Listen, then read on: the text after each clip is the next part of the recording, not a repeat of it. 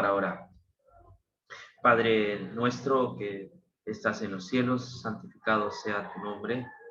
En el nombre precioso de Jesús, tu Hijo, nos comunicamos contigo, dándote las gracias por las bendiciones que recibimos día a día, por el hecho de poder tener este espacio donde estudiamos tu santa y divina palabra.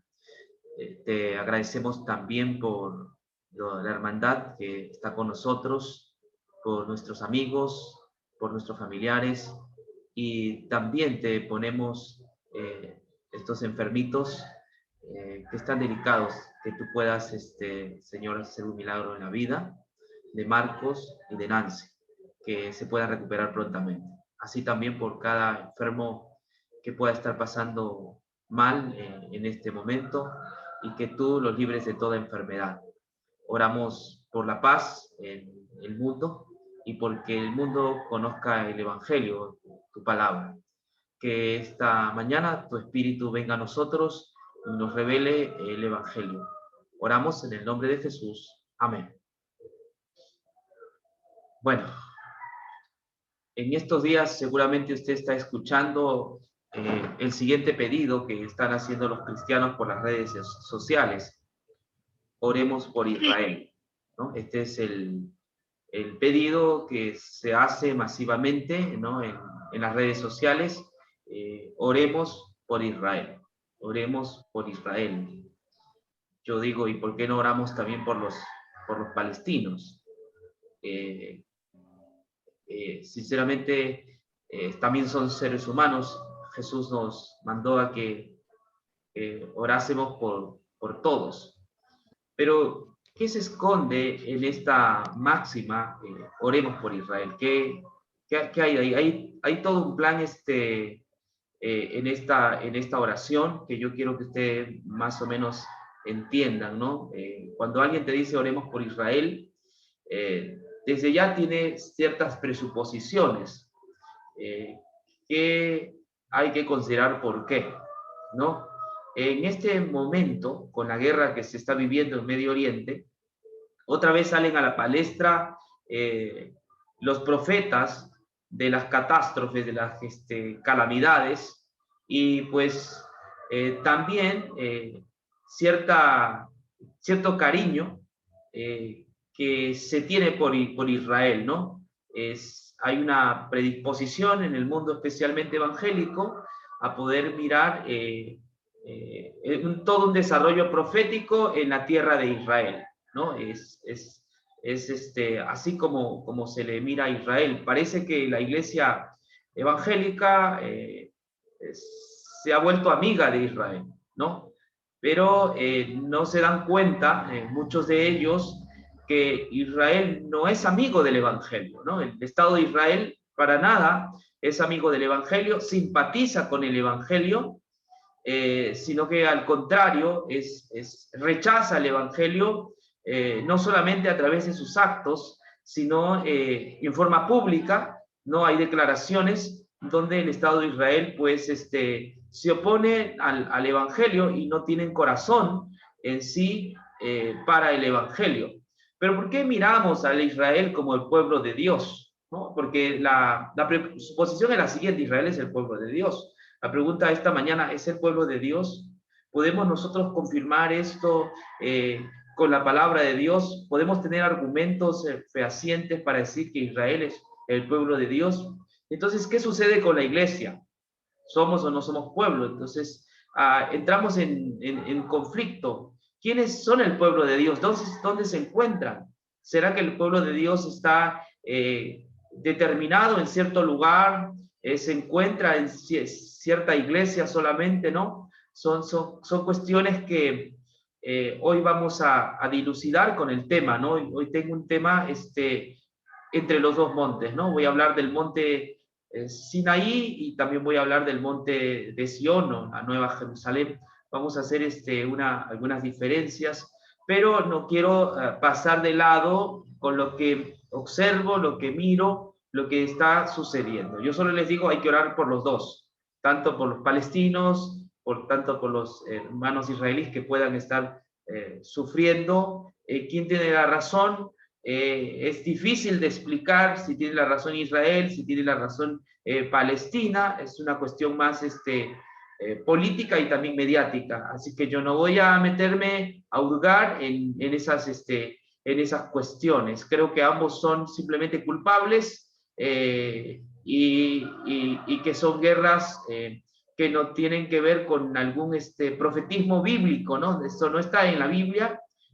Son guerras que vienen de años, ¿no? Son cuestiones que no se han podido transparentar.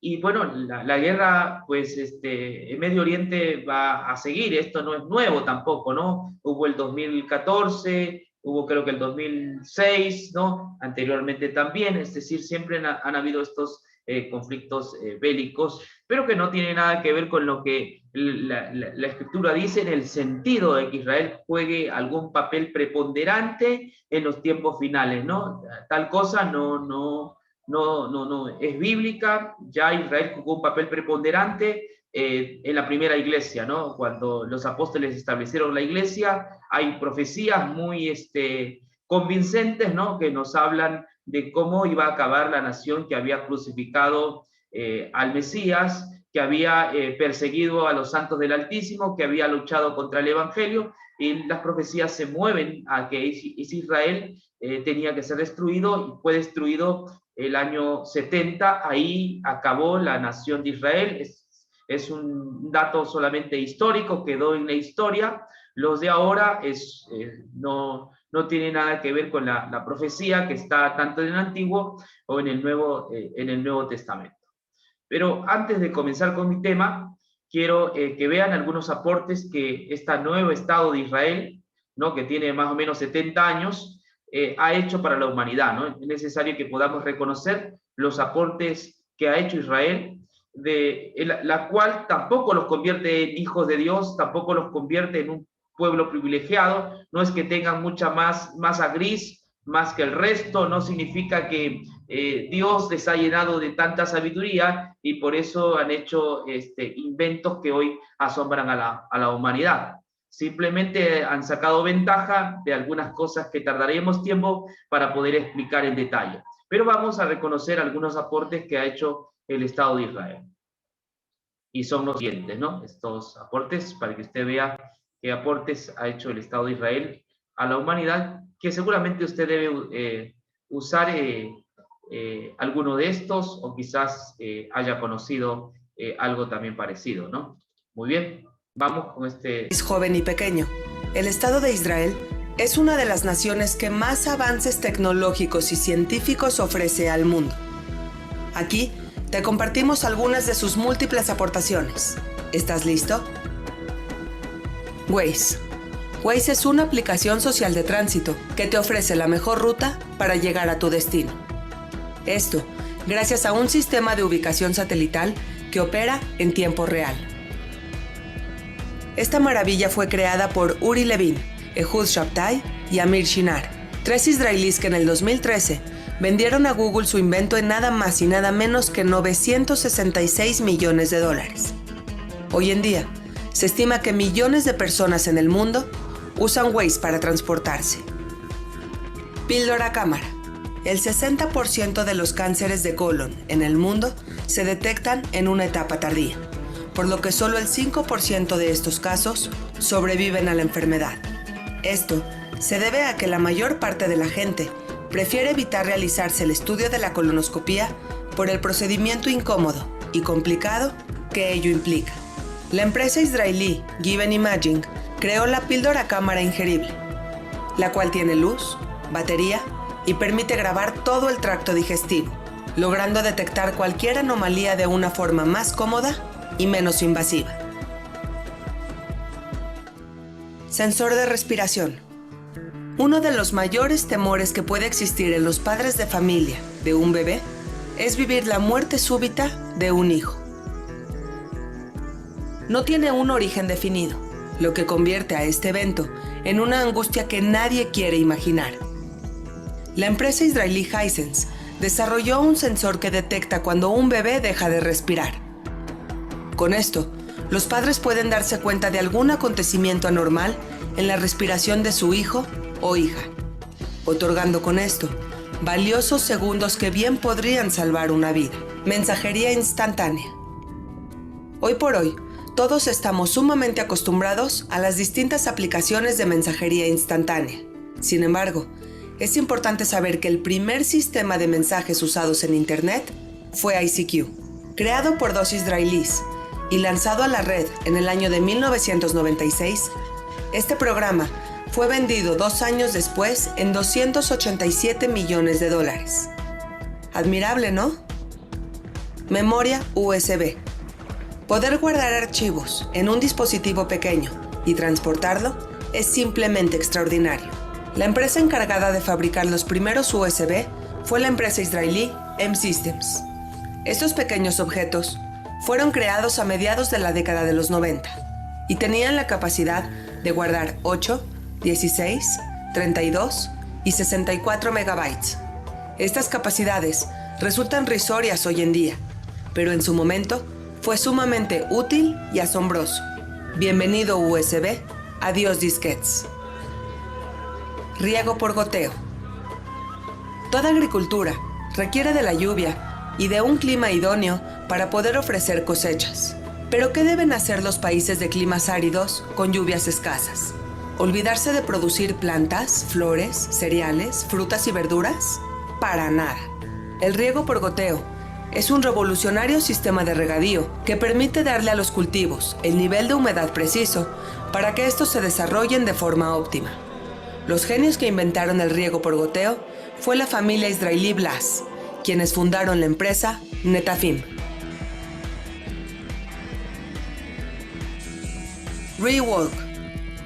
El ReWalk es simplemente una sustitución de columna vertebral, un complejo sistema mecánico que ayuda a las personas parapléjicas a ponerse de pie y caminar.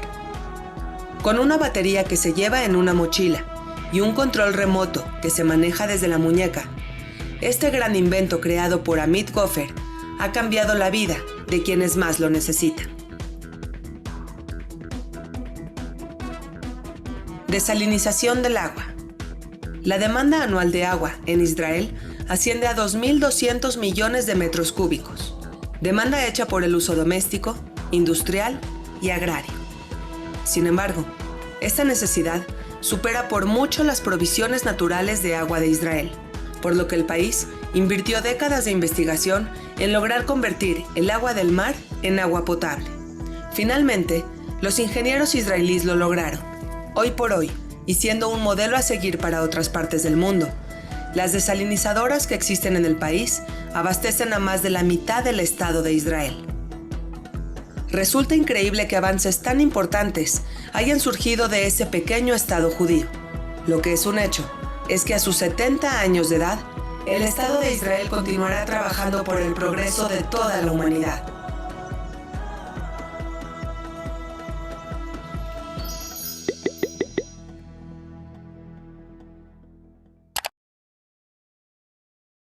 Bueno, esos son los avances de Israel. Un israelita nos decía que ellos han superado a Salomón en sabiduría, ¿no? Y me señalaba, o no señalaba, todos los avances tecnológicos que ellos tienen. A ellos me decían que han superado a Moisés, han superado a Elías, porque en Israel se produce agua en el desierto, ¿no? De la nada. Y esto se debe a los aportes que ellos han hecho. Entonces, ellos se sienten que han superado muchas de las cosas bíblicas, ¿no? En una situación mucho mejor.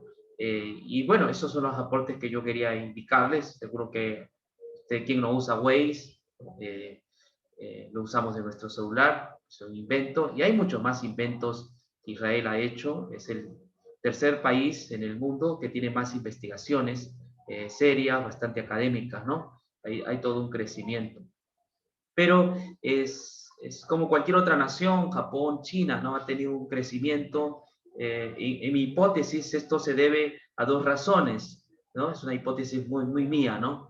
Se debe a que tienen un sentido de pertenencia. Cuando tú tienes un sentido de pertenencia, entonces tú puedes amar la vida, tú puedes avanzar en la vida.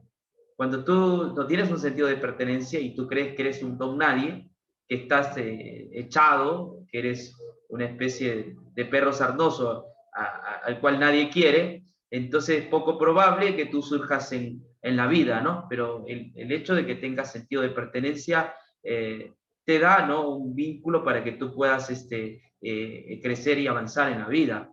Y pues esto se debe a Israel, tiene sentido de pertenencia, tiene una historia, los israelitas son conscientes de esto, lo tienen en su cabeza, en su ADN, es parte de ellos. Y la otra cosa que ha permitido también que supere esta nación en 70 años es que la necesidad te lleva a hacer cosas bonitas. La necesidad te lleva a hacer inventos. Cuando tú ves que no hay nada en tu casa, vistes, entonces tú puedes surgir.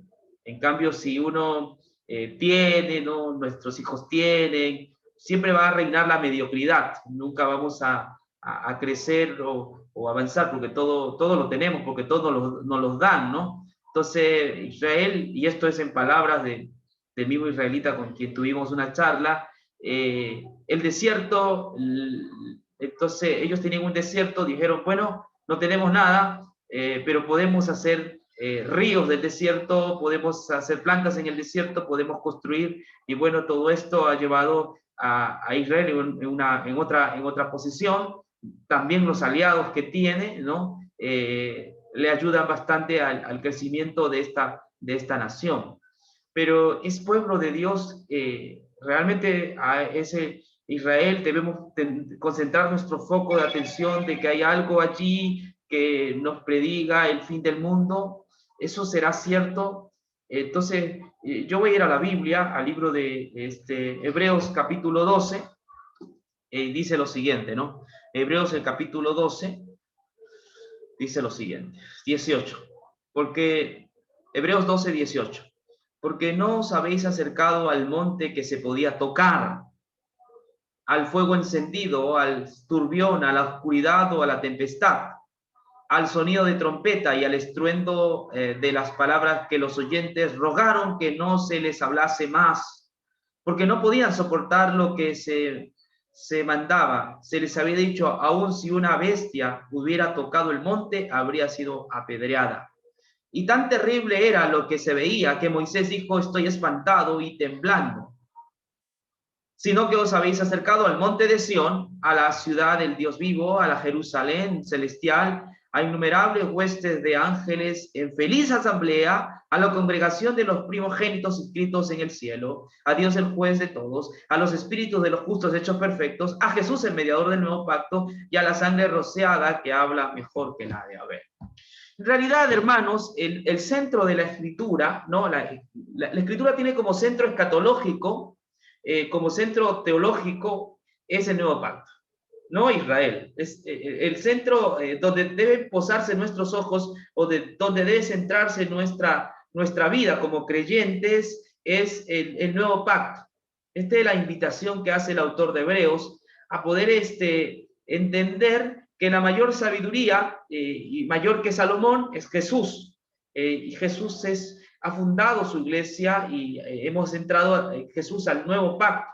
Entonces, la concentración de la iglesia debe estar focalizada en una persona, en nuestro Señor Jesucristo. No a buscar mezquitas o a buscar sinagogas o a buscar templos sagrados, ¿no? El texto bíblico hace un paralelismo entre el Sinaí y entre Sión. Sión, la celestial, por supuesto, ya voy a explicar por qué le llama Sinaí a uno y al otro se le llama Sión, ¿no? Aquí hay claramente un paralelismo y un contraste entre el Sinaí, ¿no? Ese monte que humeaba, ese monte que temblaba, ese monte donde si dice pasaba una bestia, inmediatamente se quemaba, ¿no? O donde también habría sido apedreado, dice el texto bíblico. Ese es el monte Sinaí, es el monte del antiguo pacto, es el monte donde estuvo Moisés, es el monte donde salieron los israelitas, ¿no? El pueblo de Dios en la antigüedad, el pueblo de Dios en la antigüedad. Vale que necesito hablarle en ese sentido, ¿no? El apóstol dice, no se han acercado a ese monte. Ya no vaya a ese monte, ya ese monte no es lugar sagrado. Ese monte tuvo su cumplimiento. Ahora os habéis acercado a otro lugar. El autor de Hebreos lo llama el monte de Sión, así lo llama. Ustedes se han acercado al monte de Sión. A mí me contaba un hermano que no quería bautizarse y le decía, ¿y por qué no quiere usted bautizarse? Porque yo quiero bautizarme en el río Jordán. Y entonces le digo, pero para que usted vaya a bautizarse al río Jordán, usted necesita reunir cierta cantidad de dólares, hacerse un viaje allá y se puede bautizar. He escuchado que hay gente que decide bautizarse en el río Jordán. ¿Por qué lo quiere hacer? Porque ahí se bautizó Jesús, porque es una tierra sagrada, porque voy a recibir una especie de doble bendición, ¿no? Entiendo que es un lugar arqueológico, sí, y que uno puede visitar cuando quiera, pero pensar que uno va a recibir una doble bendición no es bíblico, porque rompe con la verdad de Dios, rompe con el Evangelio. La bendición la tenemos gracias a Jesús, gracias al Evangelio, ¿no? La bendición de Abraham, la que Dios prometió a Abraham, esa bendición, en ti serán benditas todas las naciones de la tierra, ese ti es Jesús. Entonces la bendición no nos viene por Israel, la bendición no nos viene por el antiguo pacto, la bendición nos viene por el Hijo de Dios, quien sufrió el martirio, el oprobio, quien fue crucificado. Entonces nosotros recibimos la bendición por medio del Hijo de Dios, de Jesucristo. La fe bíblica dejó de basarse en lugares sagrados, de tener ciertos lugares en la tierra para tener como punto de concentración al Hijo de Dios. Jesucristo se convierte en todo lo que significaban esos lugares sagrados que había en Israel. Jesús llega a ser el nuevo Israel, él llega a ser el nuevo templo, y por lo tanto el motivo de nuestra adoración, el motivo de nuestro acercamiento es por medio de Jesucristo. El autor de Hebreos dice algo más, vamos a detallar algunas cosas, porque no os habéis acercado al monte que se podía tocar, al fuego encendido, al turbión, a la oscuridad, a la tempestad, al sonido de trompeta, al estruendo de las palabras, que los oyentes rogaron que no se las hablase más, porque no podían soportar lo que se mandaba. Se les había dicho, aún si una bestia hubiera tocado el monte, habría sido apedreada. Qué terrible, ¿no? Esta es una alusión al monte Sinaí, era terrible, espantoso. El ser humano no podría resistir en ese monte, debido a que allí, no se olviden, estaba la presencia de Dios. Estaba la presencia de Dios, Dios se había acercado allí. Dios es santo, es perfecto, Dios es justo, y nos habla aquí de la magnitud del poder de Dios, y que pues el ser humano no podría resistir estar frente a la presencia de Dios. Finalmente ese lugar es un símbolo también de la vieja Jerusalén. Cuando se habla del Sinaí, se habla de la ley, también se hace referencia a la vieja Jerusalén, ¿no? A todos los rituales que se hacían en esto. Si usted toma bien en serio el libro de Hebreos, usted se va a dar cuenta que Hebreos menciona muchas cosas culticas que se hacían en el Israel, ¿no? El libro de Hebreos habla de que ahí se sacrificaban corderos continuamente, pero dice que Jesús hizo un sacrificio una vez y para siempre. Se dice que el sacerdote mañana y tarde ofrecía, pero Jesús se presentó una sola vez al Padre por nosotros, ¿no? Se dice también que en el antiguo pacto se hacía memoria del pecado, por eso que había que hacer la ceremonia todos los días y el Yom Kippur una vez al año, porque había un recordatorio de pecados. Pero en el nuevo pacto, si ustedes han leído bien, Hebreos el capítulo 9, el capítulo 10, no hay memoria del pecado, ¿no? En el nuevo pacto ya no hay memoria del pecado, por eso que la iglesia aparece con otra connotación, aparece vestida de lino, aparece sin arruga y sin mancha, porque en el nuevo pacto se ha presentado Jesús y ha limpiado la inmundicia de las personas por medio de su sangre preciosa. Entonces, en este pasaje hay un contraste entre el Israel antiguo, que representa la ley, que representa el no cumplimiento, ¿no? Que representa el pecado, que representa también la muerte, que representa la maldición, que representa la condenación. Eso es el antiguo pacto. No porque Dios sea malo, sino que el hombre no podía cumplir debido a que pues somos pecadores, debido a la naturaleza pecaminosa que tenemos, ¿no? Entonces, acercarse al monte Sinaí, si alguien de ustedes quiere acercarse al monte Sinaí, tenga cuidado. Allí es peligroso, usted se va a quemar. Si usted se acerca al monte Sinaí,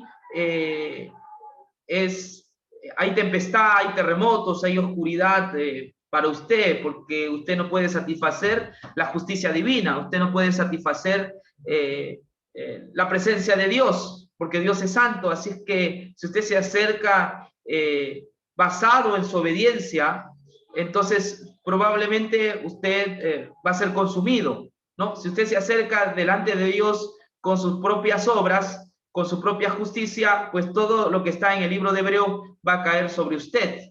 Y sigue diciendo, y tan terrible era que lo que se veía, que Moisés dijo, estoy espantado y temblando.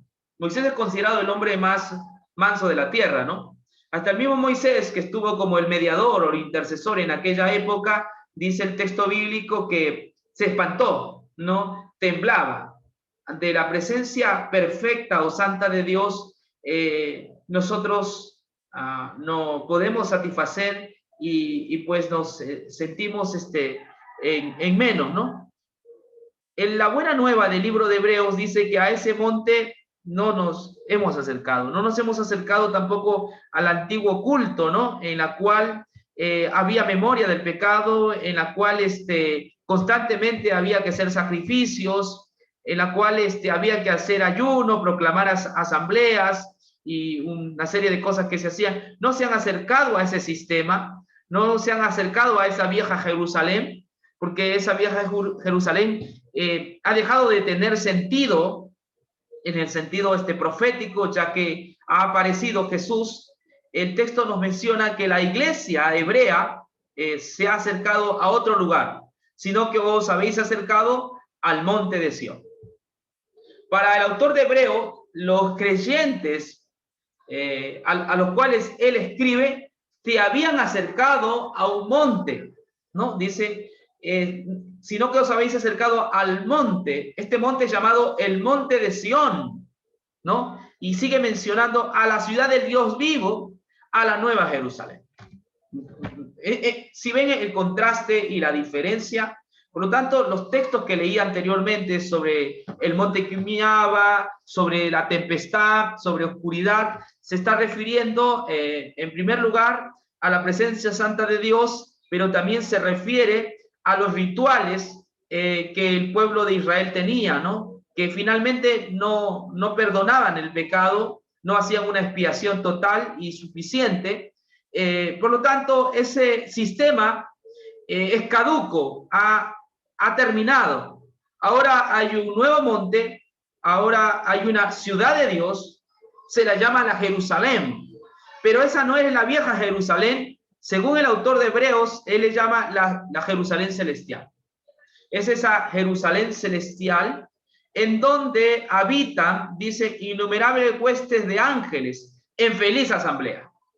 O sea, si ven la diferencia, en esta Jerusalén, a la cual el pueblo, que escribe el autor de Hebreos, se ha acercado a ese lugar es un lugar feliz. Es en feliz asamblea. No, nadie tiembla, nadie se espanta, ese lugar no es terrorífico, ese lugar no es subversivo, no es violento, ese lugar es seguro. Y para el autor de Hebreos, lo que me asombra es que ya los lectores se habían acercado al monte que es el monte de Sión, y se han acercado allí a una feliz asamblea. Esto me hace recordar a Romanos capítulo 4, cuando dice, feliz el hombre al que Dios no atribuye pecados, feliz al hombre al que Dios ha perdonado sus pecados, feliz el hombre al que Dios ha atribuido la justicia. Allí en la Nueva Jerusalén es una feliz asamblea. Es una feliz asamblea porque Dios ha cubierto el pecado de su pueblo, porque Dios le ha obsequiado justicia, porque Dios ha limpiado el pecado de sus pueblos. Entonces, en ese sentido, la Nueva Jerusalén, aquella que está en el trono de Dios, es una feliz asamblea. Allí no hay memoria del pecado, tampoco uno tiene que temblar cuando el sumo sacerdote entraba al lugar santísimo una vez al año. El texto cuenta, el texto bíblico, que la gente se reunía alrededor, pero estaban expectantes, estaban con miedo, hacían todo un ayuno, estaban pendientes qué es lo que ocurría, qué es lo que pasaba, si era aceptado la ofrenda o no, estaban con los nervios de punta. Pero en esta Nueva Jerusalén usted no necesita estar con los nervios de punta. El texto bíblico nos habla que es una feliz asamblea, ¿no? Es una asamblea feliz. Pero hay algo más que dice el texto bíblico que hay que considerar.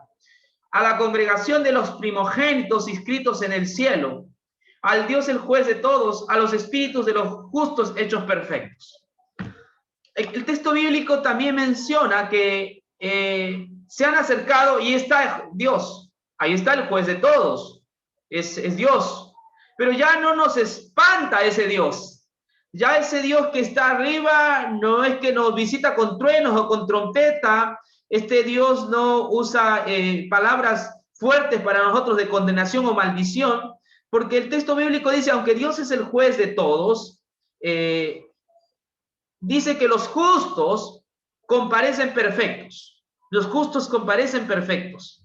En ese aspecto están en buenas relaciones con Dios, porque Dios ha encontrado una manera de que los creyentes estén ante su presencia justos, ¿no? Es justo, no hay ya memoria, en el nuevo pacto no hay memoria del pecado porque ahora los creyentes aparecen como justos. Así se les llama, ¿no? A los espíritus de los justos hechos perfectos. Para Dios, sus justos han sido hechos perfectos, ¿no? Ante su vista no hay memoria del pecado, no hay maldad en ellos, pese a que en la tierra seguimos teniendo maldad y tenemos malos pensamientos. Sin embargo, todo aquel que se acerca por la fe a esta Sion celestial, donde los nombres nuestros están escritos en los libros, son espíritus hechos perfectos. No necesitan de expiación, porque ya el Mesías ha hecho la expiación. No necesitan de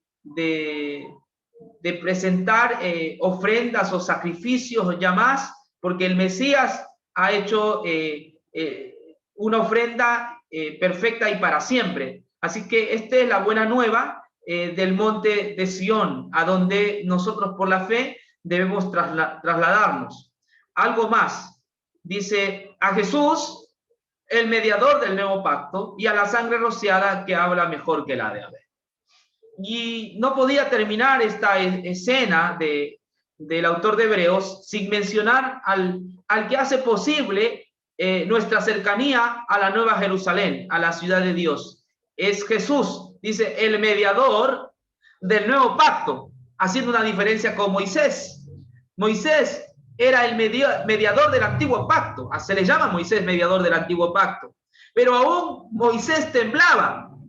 Aún Moisés estaba espantado. Jesús no. Jesús no está espantado. Y Moisés no podía cubrir al pueblo. Aunque él era el mediador, no podía cubrir al pueblo. Sin embargo, Jesús, el mediador del nuevo pacto, sí puede cubrir al pueblo, puede cubrir sus pecados, porque Él ha sido sacrificado y Él puede cubrir tu maldad, Él puede cubrir mi maldad.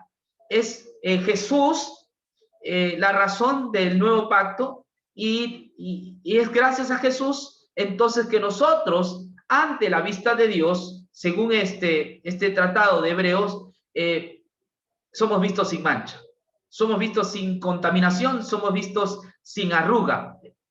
Esto es debido a que hay un nuevo pacto. Este nuevo pacto no se ha hecho con sangre de corderos, no está basado en tu obediencia tampoco, ¿no? Aunque debemos obedecer, sin embargo, no está basado en nuestra obediencia. El texto dice a Jesús, el mediador del nuevo pacto, y a la sangre rociada que habla mejor que la de Abel. Abel es un personaje que ustedes conocen del Antiguo Testamento, el primer mártir cristiano, y aquí se menciona que la sangre de Jesús habla mucho mejor que la sangre de Abel, porque la sangre de Abel es una sangre que exige justicia, muerte para Caín, no, muerte para el transgresor. Eso exige la sangre de Abel, exige justicia.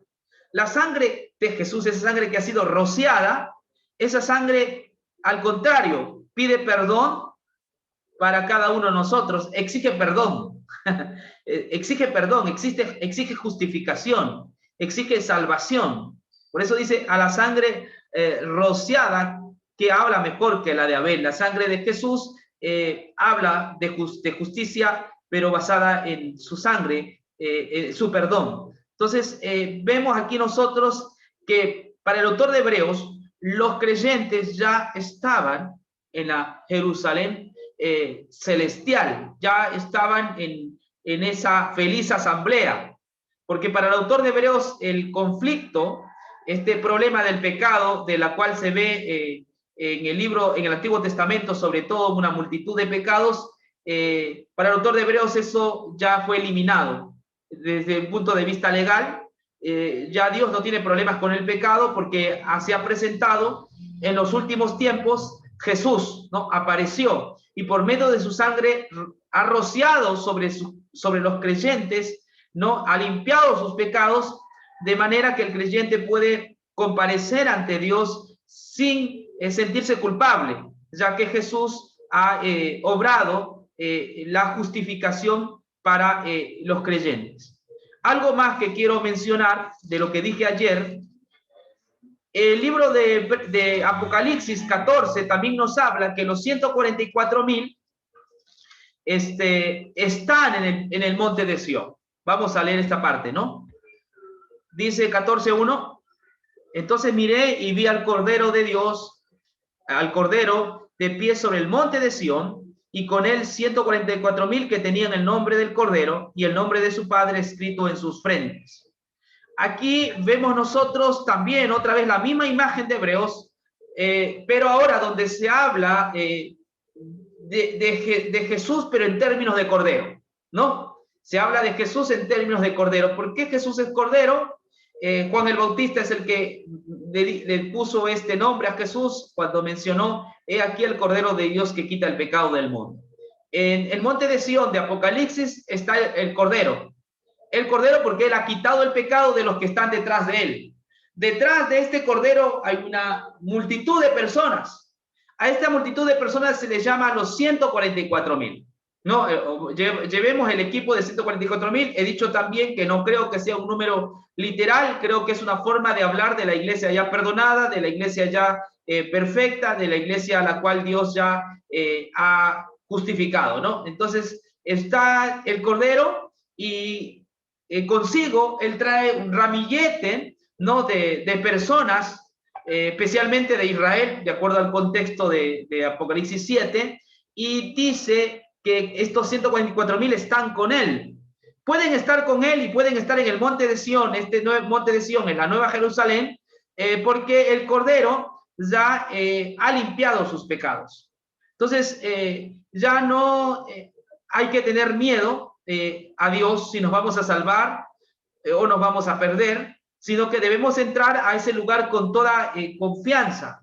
Así como estos 144,000 comparecen ante Dios, porque tienen adelante a su guía, tienen adelante al Cordero, es el Cordero el que los guía, es el Cordero que ha limpiado, ha rociado su sangre sobre ellos, y estos 144,000 aparecen sin tacha, sin mácula, sin pecado, solo por la limpieza que Jesús ha hecho. Aunque por dentro tienen naturaleza pecaminosa, sin embargo, en el monte de Sión aparecen perfectos, tal como dice Hebreos, a los espíritus de Dios, de los justos, hechos perfectos. Estos son hechos perfectos no en sí mismos, sino por la declaración de Dios, por el esparcimiento de la sangre. Ellos aparecen delante de Dios sin pecado, sin tacha. Eso mismo pasa con los 144,000. Hay una creencia que los 144,000 son personas que han vencido el pecado, la tentación, que tienen un carácter semejante al de Cristo y por eso están delante de él. Pero eso no está diciendo la figura de Apocalipsis 14. Apocalipsis 14 nos habla de un cordero al pie sobre el monte de Sión. Es el cordero que ha limpiado el pecado de los 144,000. Es el cordero el que le ha dado la salvación a los que vienen detrás de él. Es el cordero que ha limpiado sus inmundicias. Es el cordero que los ha justificado. Es el cordero que ha quitado sus pecados. Por eso están detrás del cordero. Vuelvo a leer la imagen apocalíptica. Entonces miré y vi al Cordero de Dios sobre el monte de Sión, y con él 144,000 que tenían el nombre del Cordero y el nombre de su Padre escrito en su frente. Claro, no tenían su propio nombre, tenían el nombre de Jesús, el nombre del Padre. Esto es Juan 3:16. Ellos han sido salvados por el Padre, han sido salvados por Jesús, por eso están allí. Y para confirmar esto vamos a las siguientes declaraciones. Y oí una voz del cielo como el estruendo de muchas aguas, como el estampido de un gran trueno. Sin embargo, era el sonido de arpistas que tañían sus arpas.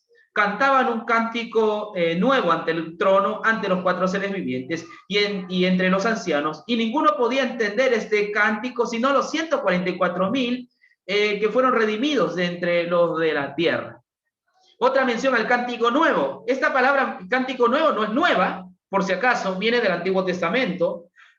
¿Cuándo se hacía un cántico nuevo? En el Antiguo Testamento, cuando Dios libraba a su pueblo de un peligro, de la esclavitud, por ejemplo, de Egipto, como consecuencia de esa liberación, Israel cantaba un cántico nuevo, ¿no? Como agradecimiento por la victoria que Dios les había concedido, se cantaba un cántico nuevo. El cántico nuevo tiene que ver con las obras de Dios. Dios ha hecho algo por mí, entonces hago un cántico nuevo. Dios me salvó, entonces hago un cántico nuevo. Estos 144,000, dice el texto bíblico, que cantan un cántico nuevo, ¿no? Y que nadie, el texto dice, nadie podía aprender ese cántico sino los 144,000 que fueron redimidos entre los de la tierra. El cántico nuevo que cantan estos 144,000 es porque han sido redimidos, es por la victoria que han obtenido, es la victoria que le ha concedido el Cordero. El cántico nuevo es un cántico de gratitud por la salvación que el Cordero les ha otorgado, les ha concedido. ¿Por qué digo esto? Porque ahí se usa otra palabra ahí que está en el 3, que fueron redimidos de entre los hombres. Esa palabra redimir, hermanos, anote, en el griego se escribe hexagorazo. Se escribe así, hexagorazo, redimidos, hexagorazo. ¿Qué es hexagorazo en el griego?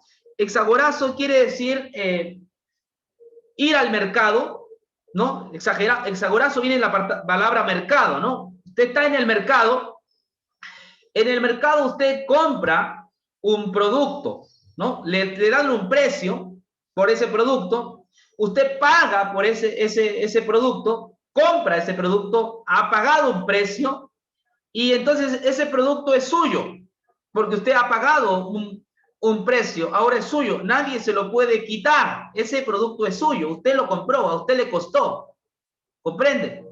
Y usted se lo puede llevar a su casa. Bueno, estos 144,000, dice el texto, fueron redimidos entre los hombres. Alguien fue al mercado y compró a estos 144,000. Pero tuvo que pagar un precio. Y el precio que se pagó por ellos es un precio altísimo. Es el Cordero. Es el Cordero que ha pagado un precio altísimo por estos 144,000. No me voy a basar si es simbólico, no, olvídese quiénes son, dónde son. Yo lo único que quiero que entienda que los 144,000 están en la presencia de Dios, no por virtud de ellos, sino por el pago que ha efectuado el Cordero. El Cordero ha hecho exagorazo. El Cordero fue al mercado, el Cordero hizo un pago. Y ese pago que hizo, según Pedro, fue su preciosa sangre. Hemos sido rescatados por la sangre preciosa de Jesús. Hay un pago que ha efectuado, ahora son su pertenencia. ¿Y sabe qué? Nadie se lo puede quitar. ¿Sabe qué? Esto sí era significativo para los primeros lectores de Apocalipsis que vivían en una época de persecución. ¿Me comprende? Cuando ellos leían estos pasajes, los primeros cristianos, porque a ellos les llegó en primer lugar el Apocalipsis, ellos miraban eso exagorazo, porque ellos leían así, nosotros estamos leyendo una traducción, ellos leían exagorazo, y entonces, o sea, quiere decir que Jesús fue al mercado, pagó un precio por nosotros y ahora le pertenecemos. Fíjese cuánta esperanza y cuánta alegría despertaba pasajes como esto en la gente que leía el Apocalipsis, sino que a nosotros hemos perdido de vista estos idiomas, ¿me entiende? Y no nos da mucha felicidad, porque no lo entendemos y porque Apocalipsis ha sido entendida de una manera catastrofista, calamitosa, y cuando Apocalipsis es el libro del Evangelio. Yo estoy haciendo un libro donde estoy viendo y haciendo un estudio Apocalipsis a través de los ojos del Evangelio. Y hoy lo estamos viendo, Apocalipsis a través de los ojos del Evangelio. Apocalipsis tiene esa connotación. Exagorazo es redención. Fue Jesús al mercado de esclavos o al mercado, y entonces Jesús dijo, ¿cuánto cuesta William? ¿Cuánto cuesta Aide? ¿Cuánto cuesta Micaela? ¿Cuánto cuesta María Carlosama? ¿Cuánto cuesta Saúl? Y entonces se le dijo, mire, no tiene valor en oro, no tiene valor en oro, en dinero. Sangre es lo que se pide, sangre, porque la ley ha sido transgredida, muerte al pecador, la paga del pecado es muerte, es sangre. Jesús dijo, bueno, si cuesta sangre, yo voy a dar mi vida, yo voy a sacrificarme por ellos. Entonces ahora le pertenecemos a Él. ¿Y sabes para dónde nos lleva? Para casa. Tenía razón Jesús cuando dice, yo conozco mis ovejas y nadie me las quita, nadie me las arrebata, porque le ha costado precio, porque le hemos costado. Él derramó su sangre y Él nos lleva camino a casa. Te voy a hablar un poco de la Jerusalén celestial. En el actual conflicto que hay en Gaza, ¿no? Ustedes saben que la Jerusalén vieja, ¿no? Tiene allí la cúpula de hierro, ¿no? Esa cúpula de hierro se protegen contra bombas, contra armamentos bélicos, ¿no? Entonces ellos tienen una cúpula que no les protege, ¿no? Aunque hace poco entró en Tel Aviv algún misil por ahí, destruyó, creo que murieron algunos niños, pero la Nueva Jerusalén, hermano querido, en la Nueva Jerusalén puede estar seguro hasta una golondrina, ¿sí? Nadie puede hacer nada contra los hijos de Dios. Eso dice Salmo 84, hasta una golondrina encuentra su casa en la Nueva Jerusalén. En la Nueva Jerusalén no habrá niños que mueran, no habrá armamentos que puedan afectar esa ciudad. Esa ciudad puede descansar tranquila. A esa ciudad es donde el Cordero nos está llevando. Él nos está llevando a la Nueva Jerusalén. Esa ciudad es segura por el nombre de Jesucristo.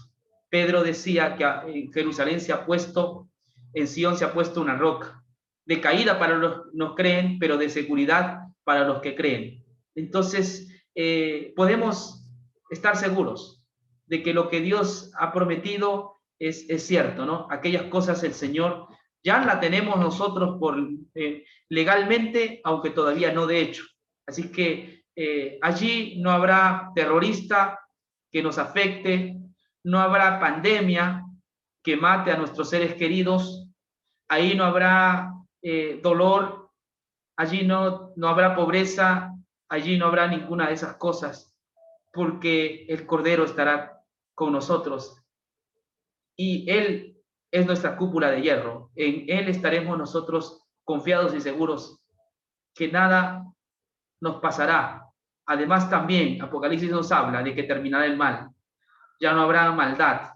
Esa ciudad descansa segura por el sacrificio que el Cordero ha hecho. Hermanos, tu única seguridad en este momento, en este tiempo, es anclar tu fe en aquel Mesías, en el Señor Jesucristo. Algo más. Estos son los que no se contaminaron con mujeres porque son vírgenes. Estos son los que siguen al Cordero por donde quiera que va. Estos fueron comprados de entre los hombres por primicias para Dios y para el Cordero. Y en su boca no se halló engaño, porque son sin mancha. La sangre de Jesús es tan preciosa que el creyente aparece sin mancha delante de Dios. Teníamos mancha todavía, pero ante la estima de Dios ya no hay mancha, porque el Cordero ha rociado su sangre y aparecemos sin mancha delante de Él. Podemos tener la seguridad de que somos sus hijos, la confianza de que somos su Israel, su nuevo Israel, la confianza que somos su pueblo, la confianza de que ya no hay memoria del pecado, la confianza en que por la virtud de Jesús, esa es nuestra patria. Hermanos, para allá vamos. Y termino con esto. Las pandemias que están en Apocalipsis o en Mateo no son para nosotros, son para los impíos. ¿Ok? Cuando me hablo de pandemias, me refiero a pandemias que tienen que ver con el juicio de Dios, lo cual lo de ahora no es un juicio de Dios. ¿Sí? Las pandemias, de acuerdo a la Biblia, hay pandemias bíblicas, esas tienen un sentido para cuando Dios hace sus juicios, esas no caen sobre los creyentes. Estas son enfermedades que pasan sobre las personas como la humanidad ha sufrido por cosas desde que hubo pecado, hemos pasado por terremotos, hemos pasado por conflictos, por guerras, etcétera. Pero cuando se trata del juicio de Dios, ese juicio no cae sobre los creyentes, sino ese juicio cae sobre los enemigos, sobre la bestia, cae sobre el falso profeta, cae sobre la triada que está en el libro de Apocalipsis 13 y 16. Así que hay buenas nuevas, no cae sobre nosotros. Ahí se cumple Salmo 91, ni plaga tocará tu morada, ¿no? Está en el contexto de la salvación y en el contexto también de la destrucción de las personas que no creen en el Evangelio. Así que, hermanos, en el Apocalipsis hay buenas nuevas. No todo es tragedia, las tragedias apocalípticas no son para nosotros, las tragedias de Apocalipsis son para los impíos, para los creyentes es la Sión, para los creyentes es la alabanza, es la felicidad y es la alegría que nos es otorgada en forma de don por nuestro Señor Jesucristo. Que Dios te bendiga y que te puedas asir de esta esperanza que el Señor ya nos ha otorgado en su Hijo Jesús. Amén.